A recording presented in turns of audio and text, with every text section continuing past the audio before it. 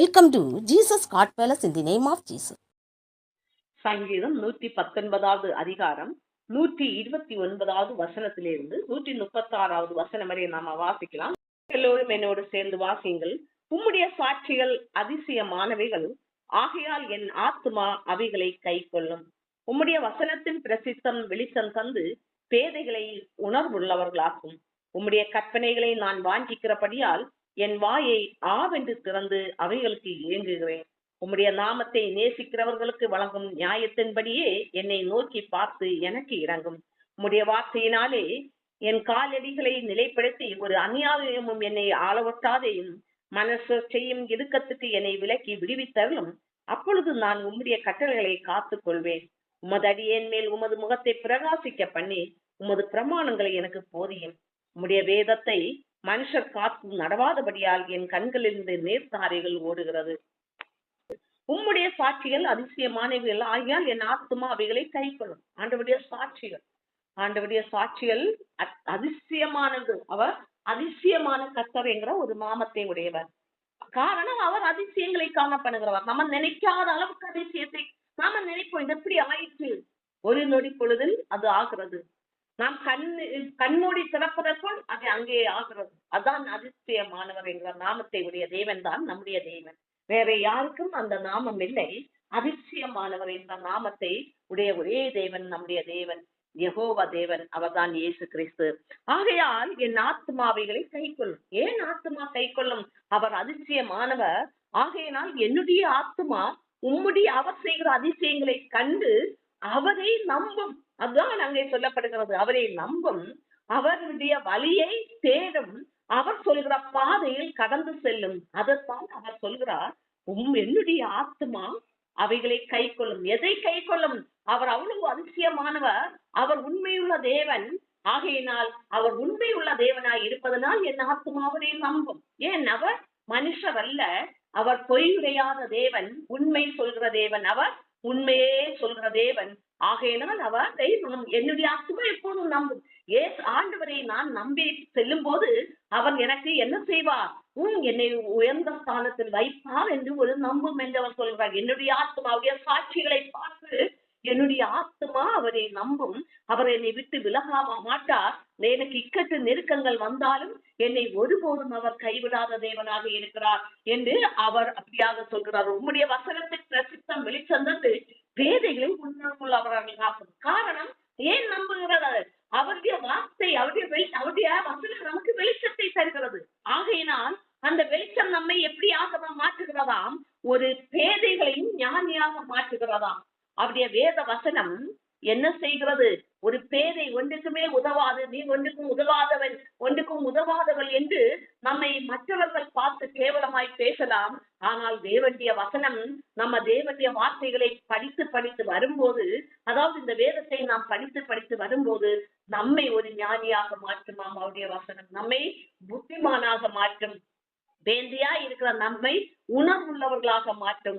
உணர்வுள்ளவர்களாக மாற்றும் போது, ஒரு ஞானியாக மாற்றும் போது மற்றவர்கள் நம்மை ஆச்சரியத்து பார்ப்பார்களாம். இதுதான் அவருடைய சாட்சியின் பெட்டகமாக இருக்கிறது. நாம் ஒரு சாட்சியாக நம்மை வைக்கிறார் ஆண்டவர். மற்றவர்களுக்கு முன்பாக நம்மை ஒரு சாட்சியாக தேவன் வைக்கிறார். காரணம், அவருடைய வசனம் நம்முடைய வாழ்க்கையில் வெளிச்சத்தை தருவதனால். ஆகவே அவருடைய வசனத்தை நாம் வெளிச்சம் தரும்படி அந்த வசனத்தை வாசிக்க வேண்டும். ஆண்டவர் இப்படியாக சொல்லி இருக்கிறார். இப்ப நாம எங்கேயாவது ஒரு இடத்துக்கு போகிறோம், ஆனால் ஒரு தெரியாத இடமாக இருக்கிறது. அங்கே என்ன போட்டிருப்பாங்க? போர்டு போட்டிருப்பாங்க.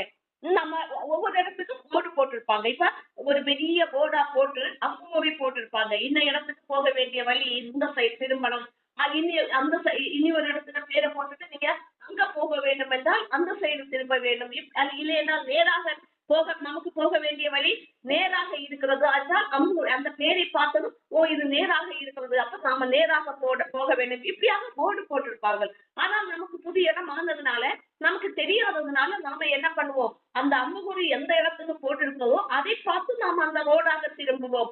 அதே போலத்தான் அவருடைய வசனம், அவருடைய வார்த்தை நமக்கு வெளிச்சத்தை தருகிறதாக இருக்கிறது. அது நமக்கு என்ன செய்கிறது? நாம் போகிற பாதைக்கு அது ஒரு வெளிச்சத்தை தருகிறது. அந்த அம்புகுறி போட்ட அதை பார்த்து நாம சரியாக செல்லும் போது அது நாம் செல்ல வேண்டிய இடத்துக்கு நம்மை கொண்டு சேர்க்கிறது போல, நாம் வழி தவறாமல் வாசல் நம்மை கொண்டு சேர்க்கிறது போல அவருடைய வசனம் நம்முடைய வாழ்க்கையில் சாட்சிகளை உருவாக்குறதாக இருக்கிறது. நாம் வழி தவறி போகாதவாறு அது நம்மை நித்திய ஜீவனுக்கு நேராக வழி நடத்துகிறது. இப்ப வழி தவறி போனால் நாம என்ன செய்வோம்? அது நமக்கு அவருடைய வார்த்தை தெரியவில்லை, அவருடைய வசனம் நமக்கு தெரியாததனால் நாம என்ன செய்கிறோம்? வழி தவறி போகிறவர்களாக இருக்கிறோம். ஆகையினால் நம்முடைய கண்கள் திறக்கப்படாமல் இருக்கிறதுனால் வழி தவறி போகிறோம். காரணம், தேவனுக்குள் ஒரு பயபக்தி இல்லை, தேவனுக்குள் ஒரு பயம் இல்லை. அவர் பயங்கரமானவர், அவர் இரக்கம் உள்ள தேவன் தான். நாம பழைய ஏற்பாட்டில் பார்க்கும் போதும் புதிய ஏற்பாட்டில் பார்க்கும் போதும் அவர் அக்னி பட்சிக்கிற தேவன் என்று சொல்லப்பட்டிருக்கிறது. ஆகவே அவர் அக்னி பட்சிக்கிற தேவன், நாம் அவரவர் செய்கைகளின் பலனு கேட்ட தக்க பலனை கொடுக்கிற தேவன் என்று அறியாததனால்தான் அவர்கள் அந்த வார்த்தையை அறியவில்லை. அந்த வசனத்தின் வெளிச்சம் அவர்களுக்கு கிடைக்காததனால்தான் அவர்கள் பாவ வாழ்க்கைக்கு உட்பட்டு போகிறார்கள். ஆகையினால் நாம ஒரு வசனத்தை வாசிக்கும் போது அதற்காகத்தான் இந்த வேதம் வாசிக்க வேண்டும் என்று சொல்லப்பட்டிருக்கிறது. அந்த வேதம் வாசிக்கும் போதுதான் நம்முடைய கண்கள் திறக்கிறதாக இருக்கிறது. இப்படி ஆண்டவர் சொல்லி இருக்கிறார், ஆகவே நாம அப்படித்தான் செல்ல வேண்டும், இந்த வழியாகத்தான் நாம செல்ல வேண்டும். இந்த அம்புகுறி போடப்பட்ட அந்த வாழ்க்கை, அந்த அம்புகுறி தான் நம்முடைய தேவன் நமக்கு கொடுத்திருக்கிற வசனம். இந்த வசனத்தை நாம் வாசிக்கும் போது நமக்கு கண்களுக்கு வெளிச்சம் கிடைக்கிறது. அப்படியாக அவருடைய கற்பனைகளை நாம் காத்துக்கொள்ள, உன்னுடைய கற்பனைகளை நான் வாங்கிக்கிறபடியால் என் வாய் ஆவென்று திறந்து அவைகளுக்கு ஏங்குகிறேன். அவர் சொல்கிறார், உன்னுடைய கற்பனைகளை நான் காத்துக்கொள்கிறேன். அது எப்படி அவர் காத்துக்கொள்ள தொடங்கினார்? அந்த வெளிச்சம் அவருக்கு கிடைத்தது. அந்த வேத வசனம் வாசிக்கும் போது அவர் என்ன செய்கிறார்? பாதைக்கு தீபமாக இருக்கிறதா, அது ஒரு வெளிச்சம் கொடுக்கிறதாம். இருளான பாதையிலிருந்து விலக்கி ஒரு நித்திய ஜீவனுக்கு நேராக போகிற ஒரு வெளிச்சம், ஒரு வழிகாட்டியாக அவருடைய வசனம் நம்முடைய வாழ்க்கையில் இருக்கிறது என்று அவர் சொல்கிறார். ஆகவே அந்த வேத வசனம் நம்முடைய வாழ்க்கையில் இருக்க வேண்டும். நாம் வாசிக்கும் போதுதான் அதை நன்கு புரிந்து கொள்வோம். அடுத்ததாக நாம பார்க்கும்போது, கீழே பார்க்கும்போது, உமது அடியேன் மேல் உமது முகத்தை பிரகாசிக்க பண்ணி உமது பிரமாணங்களை எனக்கு போதியும். உமது அடியேன் மேல் என்ன செய்ய வேண்டும்? அவருடைய முகம் பிரகாசிக்க பண்ண வேண்டும். அவருடைய முகத்தை பார்க்கிறவர்கள் என்ன செய்கிறார்களாம்? பிரகாசப்படுகிறார்கள். அவருடைய முகம் என்றால் நமக்கு இங்கே வேத வசனத்தின் மூலம் அவருடைய முகத்தை பார்க்கிறோம். நாம மற்றபடி எப்படி பார்க்கிறோம்? சிலர் சொல்லுவாங்க, நான் இயேசுவை நான் பார்த்தேன், தரிசனத்தில் பார்த்தேன், ஜெபம் பண்ணி கொண்டே இருக்கும் போது அவருடைய முகசாயலை நான் பார்த்தேன், ஒரு பிரகாசமான ஒளியை பார்த்தேன் என்று சொல்வார்கள். ஒவ்வொருத்தரும் ஒவ்வொரு விதமாக சொல்வார்கள். காரணம், ஒவ்வொருத்தருக்கும் அவர் எப்படி வெளிப்பட வேண்டுமோ, இவர்களுக்கு நான் இப்படி வெளிப்பட்டாதான் இவர்கள் புரிந்து கொள்வார்கள் என்று அதன்படியாக அவர் வெளிப்படுகிறார். ஒவ்வொரு விதத்திலேயும் ஒவ்வொருத்தருக்கு வெளிப்படுகிற தேவனாக இருக்கிறார். ஆகவே அதான் அவர் சொல்கிறார், உம்முடைய முகத்தை பார்த்து நான் பிரகாசமடைகிறேன் என்று. அதற்காக என்ன சொல்கிறார்? உமது பிரமாணங்களை இன்னும் எனக்கு போதியும் ஆண்டவரே, இன்னும் தான் உமது வெளிச்சத்தில் நான் நடக்க வேண்டும். இந்த வெளிச்சம் அல்ல, பிரகாசமான ஒரு பெரிய வெளிச்சத்தை நான் காணும்படியாக இன்னும் உங்களுடைய பிரமாணங்களை எனக்கு போதித்து தாரும். நான் வாஞ்சிக்கிறேன். எதற்காக வாஞ்சிக்கிறேன்? அந்த வழியாக நான் கடந்து செல்வதற்காக, அந்த வழியாக சென்று மெய்ஞானத்தை கண்டடையும்படியாக. மெய்ஞானம் யார்? நம்முடைய தேவன் அவர் வைத்திருக்கிற வழிதான் மெய்ஞானமான வழி, உண்மையான வழி. மெய் என்றால் உண்மை. அந்த உண்மையான வழியில் நான் கடந்து செல்ல வேண்டும். பொய்யான வழியில் நான் புரட்டு பித்தலாட்டம் பண்ணக்கூடிய மற்றவர்களுடைய வழிகளில் நான் கடந்து செல்லாமல் எனக்கு உம்முடைய வசனத்தை நான் வாஞ்சிக்கிறேன் ஆண்டவரே. எதற்காக? உம்முடைய வழியில் நான் மெய்யான வழி, மெய்யான தேவன் நீர் ஒருவரே. அந்த மெய்யான தேவனாகிய உண்மை நான் அறிந்ததனால் நீர் எங்களை எங்கே கொண்டு சேர்ப்பீர்? நித்திய ஜீவனுக்கு கொண்டு சேர்ப்பீர் என்பதை நாங்கள் அறிந்ததனால் ஆண்டவரே அந்த வழியில் எங்களை நடக்கும் என்று அவர் வாஞ்சிக்கிறார். அதற்காக இன்னும் எனக்கு போதித்தரலும் முகத்தை நான் பார்த்து நான் பிரகாசம் அடைய வேண்டும் ஆண்டவரே.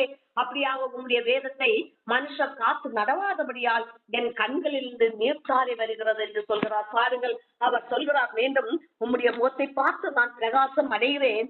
ஆனால் அநேக உம்முடைய வேதத்தை மனுஷர் காத்து நடக்கல, அந்த வேதத்தை அறிந்து கொள்ளவில்லை.